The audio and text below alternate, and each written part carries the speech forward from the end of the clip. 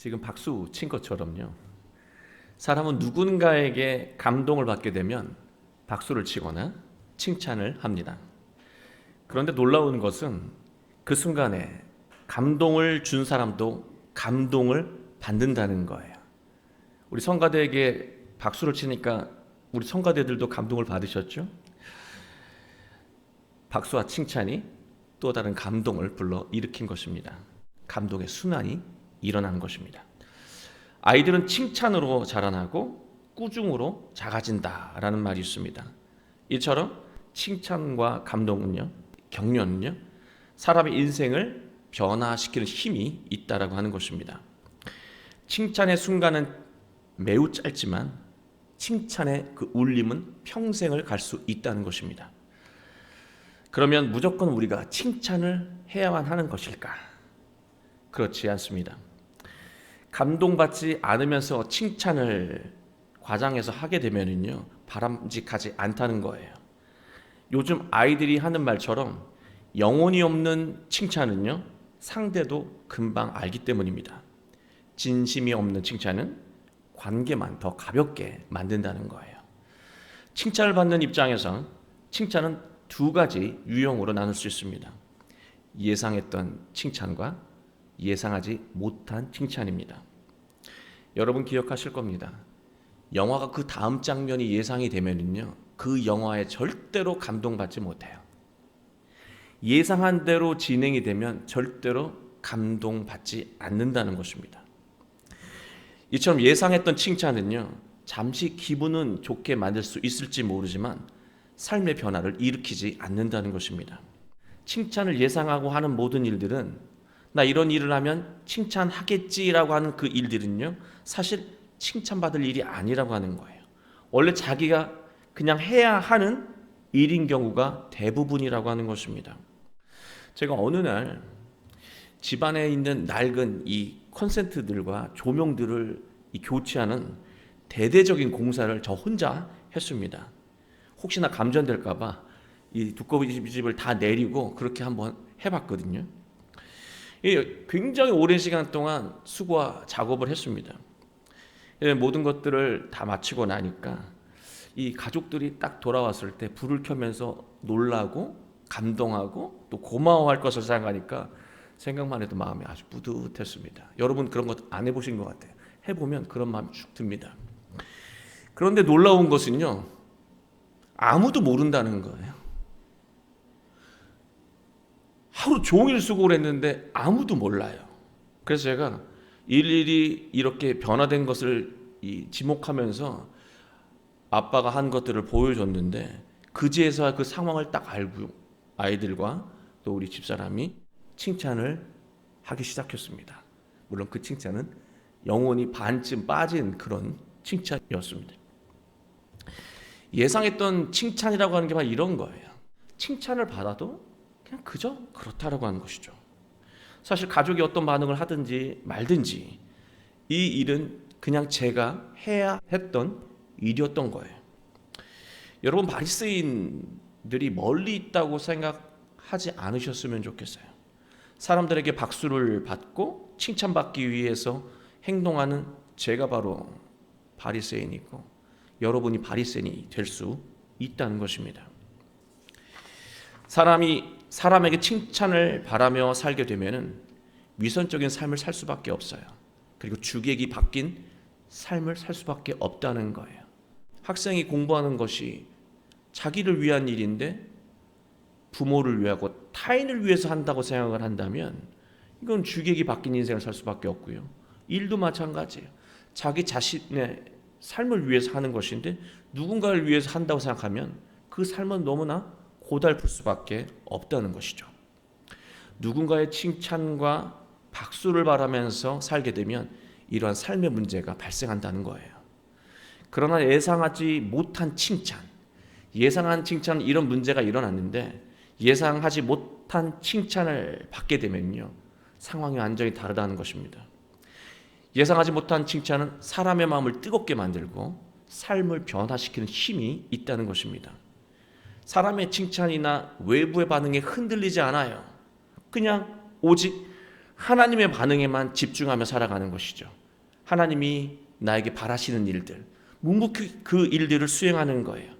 그러면 하나님에게 예상하지 못한 은혜와 칭찬을 받게 되고, 하나님이 베푸신 은혜와 칭찬은요, 영혼을 뜨겁게 만들고 삶을 변화시킨다는 말씀입니다. 여러분, 신앙을 여러 가지로 설명할 수 있겠지만요, 신앙은 묵묵히 예수님 그 길을 따라가면서 예상하지 못했던 칭찬과 은혜를 받는 복된 과정이 바로 신앙이에요. 우리 모두 오늘 말씀을 통해서 예상하지 못한 은혜와 복을 누리며 감동적인 인생을 살게 되시길 주님의 이름으로 축원합니다. 오늘 본문을 보면 예상하지 못한 칭찬을 받은 인물이 등장하고 있습니다. 갈릴리 가나에 결혼식을 하고 있는 이 신랑이 바로 예상하지 못한 칭찬을 받은 인물이에요. 예수님과 제자들이 혼인잔치가 되어서 초대되죠. 그리고 그 잔치에 참석하게 됩니다. 그런데 며칠 동안 이렇게 진행되는 이 혼인잔치의 포도주가 떨어졌습니다. 여러분이 많이 들으신 것처럼 유대인에게 이 혼인 예식 때 포도주가 떨어지면 이것은 하객에 대한 심각한 결례였습니다. 그리고 혼주는 너무나 부끄러운 일이 되는 것이었습니다. 그러나 정작 신랑은요, 포도주가 떨어진지 모른다는 사실입니다. 결혼식을 진행하는 일꾼들과 포도주가 떨어진 것을 본 예수님의 어머니만 포도주가 떨어진 것을 알고 있었습니다. 예수님은 유대인의 정결 예식에서 사용하는 이 물 항아리를 아귀까지 채우라고 명령하시고 그 물을 떠다가 예식을 집행하고 있는 연회장에게 갖다 주라고 말씀하셨습니다. 연회장은 포도주를 맛보고 감동하게 됩니다. 연회장이 감동한 이유는요, 다른 게 아니에요. 예상하지 못한 것을 경험했기 때문에 그렇다는 거예요. 인생 속에서 이런 일을 경험한 적이 없기 때문에 감동한 거예요. 원래 이 예식이라고 하는 것이 처음에 정신이 이렇게 막 멀쩡할 때 좋은 포도주를 먹으면서 막 칭찬을 하는 것이고, 나중에 이제 한참 잔치가 무르익고 사람들이 막 어떻게 취한 상태가 되면 그때부터 포도주가 좀 떨어지는 질의 포도주가 나와서 잔치를 마무리하는 게 그 당시 문화였다고 합니다. 그런데 연회장은 한 번도 이런 걸 본 적이 없어요. 경험해 본 적이 없는 거예요. 자기 예상하고 완전 다른 것을 경험한 것이죠. 시간이 갈수록 더 좋은 포도주가 계속해서 나오니까 연회장이 감동을 했습니다. 그리고 신랑을 불러다가 크게 칭찬을 했습니다. 결혼식의 어려움을 해결하신 것은 예수님이신데 연회장은 신랑을 칭찬하고 있습니다. 예수님의 말씀을 따른 사람들만 빼놓고 아마 모두가 신랑을 칭찬한 것으로 보입니다. 그러나 여러분이 잘 아시는 것처럼 신랑은 아무것도 한 것이 없습니다. 심지어 신랑은요, 결혼식이 지금 어려운 상황에 있었다라고 하는 그조차 아무것도 모르고 있어요. 그런데 자신도 모르는 사이에 심각한 문제가 예수님의 권능으로 모두 해결되었습니다. 신랑은 그 때문에 사람으로부터 전혀 예상하지 못했던 큰 칭찬을 받았다라고 하는 거예요. 본문을 보면 신랑이 칭찬받을 만한 행동을 제가 곰곰이 찾아봤거든요. 뭐가 있는지 아무것도 없어요. 그러나요, 여러분, 본문을 더 심도 있게 묵상을 하면요, 칭찬받을 만한 일을 하나 한 게 있습니다. 그게 뭔지 아십니까? 예수님을 결혼식에 초청한 거예요. 딱 그거 하나 잘한 거예요. 가나 혼인잔치의 이야기는요, 요한복음에서 예수님의 첫 번째 기적을 일으킨 이야기라고 소개를 합니다. 그 자체로 굉장히 큰 의미가 있는 이야기죠. 그러나 그보다 더 중요한 의미가 있습니다. 사람의 인생에 예수님이 관계되면 얼마나 놀라운 일이 벌어지는지 보여주는 이야기예요. 본인이 무슨 일이 일어난지도 모르는데 예수님과 관계만 맺으면 이처럼 놀라운 일이 일어난다는 거예요. 가나 혼인잔치는 예수님과 올바른 관계를 맺은 사람은 인생에서 예상하지 못한 칭찬과 감동이 끊이지 않는다는 것을 보여주고 있습니다. 자, 그렇다면 예수님과 올바른 관계를 어떻게 맺을 수 있을까? 3절을 보시면 예수님의 어머니가 포도주가 떨어진 것을 먼저 아시고 예수님에게 포도주가 없다, 그렇게 정확하게 상황을 분석해서 말씀하셨습니다. 그런데 예수님이 저도 알고 있습니다 라고 하셨을 것 같은데 의외의 말씀을 하고 계시다는 거예요. 4절을 보시면 여자여 나와 무슨 상관이 있나이까? 내 때가 아직 이르지 아니하였나이다. 우린 이 구절을 쭉 읽으면 포도주가 떨어진 것이 지금 나와 무슨 관계가 있습니까 어머니? 이렇게 말한 것 같아요. 그러나 이 구절은 그런 의미가 아니라고 하는 것이죠. 이 구절은 다양하게 해석이 되는 그런 구절이에요. 성경 구절이 다양하게 해석된다는 것은 그만큼 해석하기가 어렵다라고 하는 것을 의미하고 있는 거예요. 예수님은 어머니를 귀나이, 여자여라고 부르고 계십니다. 이렇게 부르시는 예수님의 그 의도를 우리가 간파해야 한다는 거예요. 여기에 놀라운 해답이 있다라고 하는 것입니다. 예수님의 어머니는 예수님에게 상황에 대한 해결책을 내놓으면서 지시하고 있습니다. 예수야, 이렇게 해라. 지금 상황이 이렇다. 그렇게 하면서 예수님에게 명령하고 있는 거예요. 어머니가 예수님을 자식으로만 여기면서 상황의 답을 스스로 정하시고 그리스도에게 명령을 하시면 어머니에게 그리스도가 열어주시는 그 구원의 때는 이르지 않는다고 말하고 있는 거예요. 지금 문제가 일어났죠. 그 문제에 대한 해석을 하고 해석한 만큼 답을 가지고 그 답을 달라고 그리스도에게 명령을 하면, 지시를 하면 그에게는 예수 그리스도가 주시는 그 구원의 때, 문제가 해결되는 놀라운 때가 결코 오지 않는다는 말이에요. 아무리 어머니라고 해도 예수님을 그리스도, 주님과의 관계를 맺어야 한다는 거예요. 명령은 어머니가 하실 게 아니라 그리스도인 제가 하는 것입니다. 그렇지 않으면 이 가나 혼인 잔치뿐만이 아니라 어머니 삶에 어떤 문제가 발생해도 삶이 회복되거나 변화되는 일은 그런 때는 오지 않습니다. 그렇게 말씀하고 있는 거예요.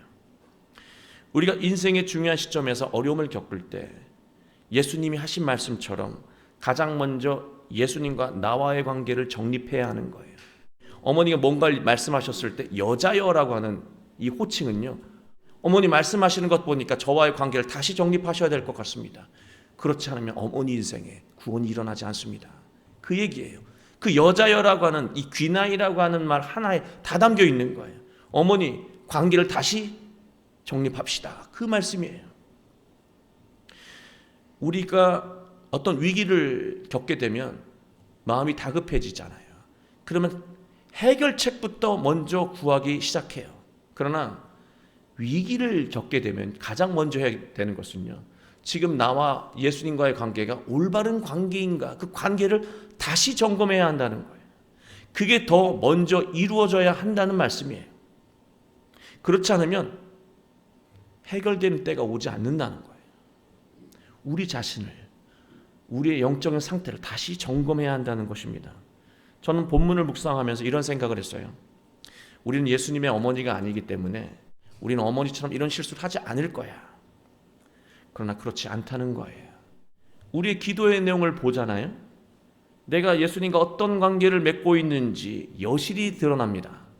여러분 오늘도 기도하셨을 것이고, 또 오늘 예배가 끝날 때도 기도하실 것이고, 또 오늘 집에 가서도 앞으로도 기도하실 거예요. 또 지금까지 기도해 오셨던 그 기도의 이야기 구조를 한번 보세요. 어머니랑 똑같다라고 하는 거예요. 어머니가 예수님을 대했던 것과 똑같이 기도한다는 거죠. 예수님, 지금 제 상황이 위태롭고 어렵습니다. 결핍이 심각합니다. 문제가 일어났습니다. 어려운 상황입니다. 제 자녀에게, 제 배우자에게, 제 인생 속에 지금 어려운 문제가 일어났습니다. 지금 이 문제는 이런 상황인 것으로 보입니다. 이 상황에 필요한 답은 이거입니다. 그러니 주님께서 빨리 이 상황을 이렇게 해결해 주십시오라고 한다는 거죠. 기도할 때 구하잖아요. 그 구하는 게 있잖아요. 그 구하는 게 누가 분석해서 내놓은 답이에요. 내가 이 상황, 그 위기의 상황을 보고 분석한 다음에 이게 답이구나 정한 것을 구하는 거잖아요. 여기에 문제가 있다는 거예요. 위기의 상황을 내 식견대로 분석한 다음에 답을 내고 그 답을 구하게 되잖아요. 하나님과 내가 원하는 답이 틀리잖아요. 하나님이 답을 주셔도 전혀 보지 못하고 듣지 못한다는 거예요. 이런 태도를 가지고 있으면요, 이런 생각을 하죠. 답은 정해져 있는데 언제 이 답을 주실까? 그 때를 기다린다고 얘기를 해요. 근데 예수님 말씀대로 한다면 이런 식으로 네가 해석하고 답을 구해놓은 다음에 달라고 하면 나의 때가 네 인생 속에 오지 않는다니까, 그 말씀하고 계신 거예요. 저는 이 본문을 보면서 사실은 많은 고민이 들어요. 해석은 이렇게 하고 설교는 하지만 막상 이런 상황이 되면 설교대로 말씀대로 살아갈 수 있을까? 솔직히 제 자신에게 되물어봤어요. 여러분, 지금 잔치 포도주가 떨어졌잖아요. 이거는 정확한 내용이에요. 포도주가 떨어졌다고요. 포도주가 떨어지면 뭘 채워야 됩니까? 포도주를 채우는 것이 당연한 거예요. 상식인 거예요. 이건 누가 이 상황이 되더라도 똑같이 구할 거예요. 그런데 예수님의 답은요, 정결 예식에 쓰는 이 빈 항아리를 가득 채우라고 하는 것이 예수님의 답이었다라고 하는 것이에요. 우리의 문제는 바로 여기 있습니다. 자기가 생각하는 답이 정확하다고 확신을 하잖아요. 누가 보더라도 이게 답이 맞습니다라는 확신을 가지고 있다는 거죠. 그래서 자기가 정한 답에 대해서는 조금의 의심을 하지 않아요. 하나님이 언제 이 답에 응답하실까, 주실까만 생각한다라고 하는 거예요. 여기에 우리의 문제가 있다라고 하는 것입니다. 우리가 어머니처럼, 예수님의 어머니처럼 똑같은 신앙으로, 기도로 예수님을 대하고 있다라고 하는 거예요. 어머니가 예수님 앞에서 해야 했던 행동은요, 주님, 포도주가 떨어졌습니다.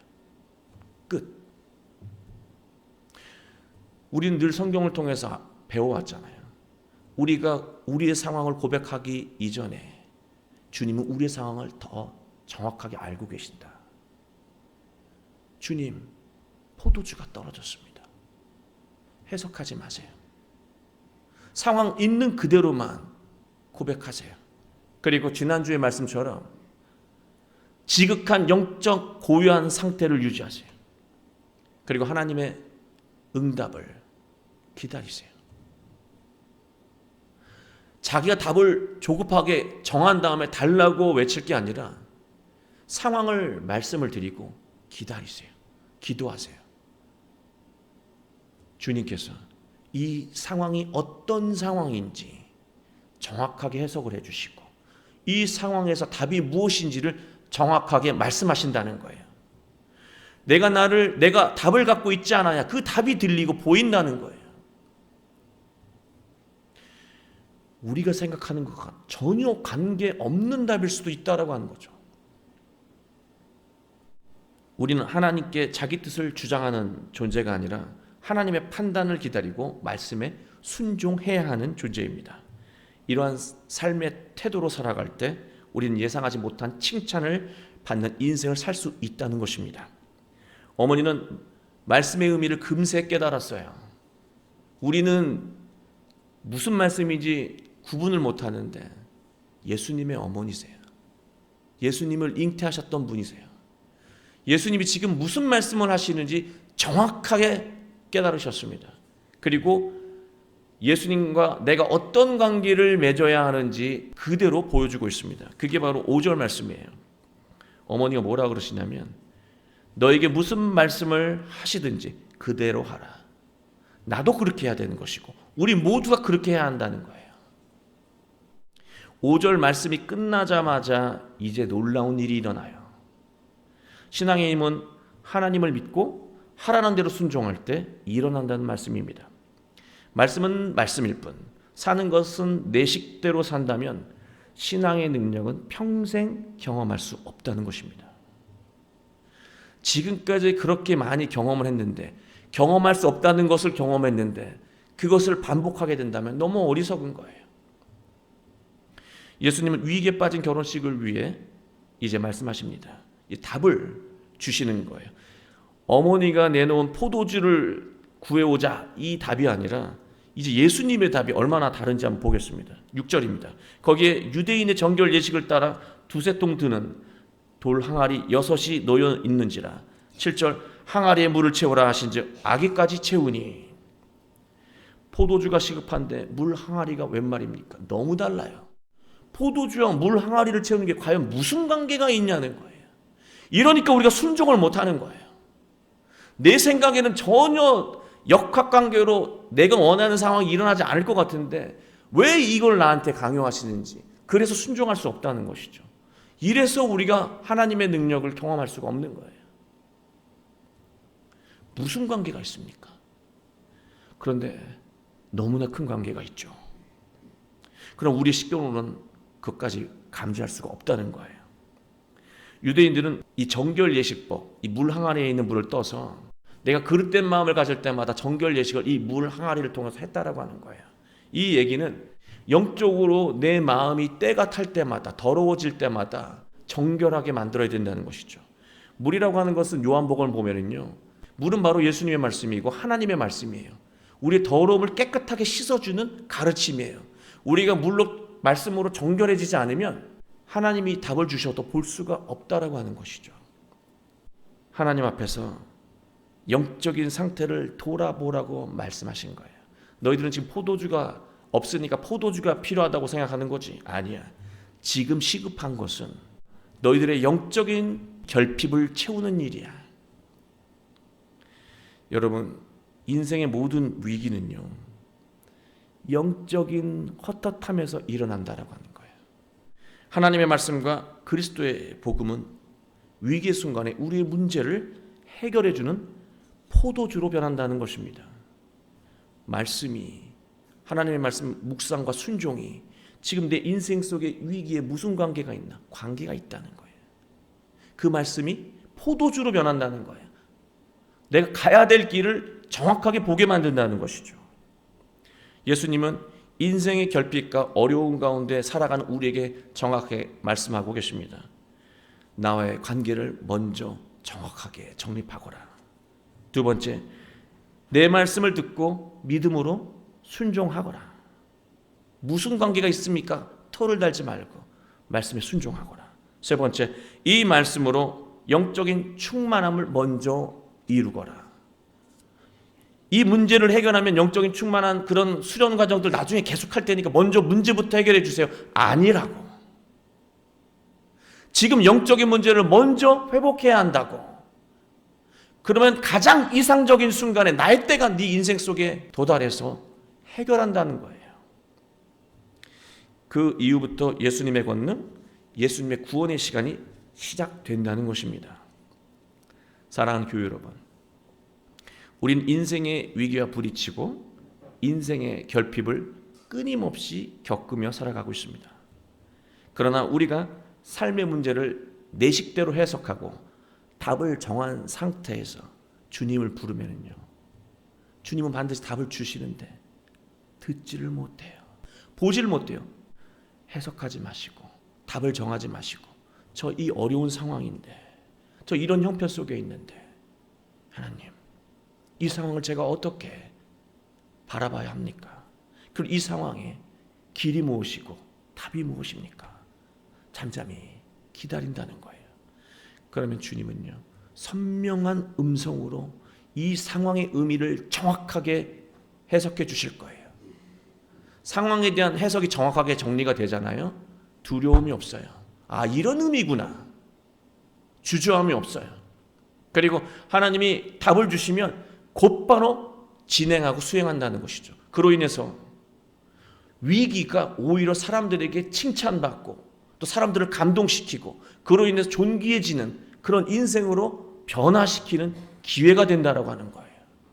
예수님과 올바른 관계를 맺으면 말이죠. 이제 우리의 인생 가운데 예수님의 시간이 시작되면서 예상하지 못했던 칭찬과 감동적인 변화, 그 놀라운 인생이 여러분 삶 가운데 충만하게 일어나시기를 주 예수 그리스도 이름으로 축원합니다.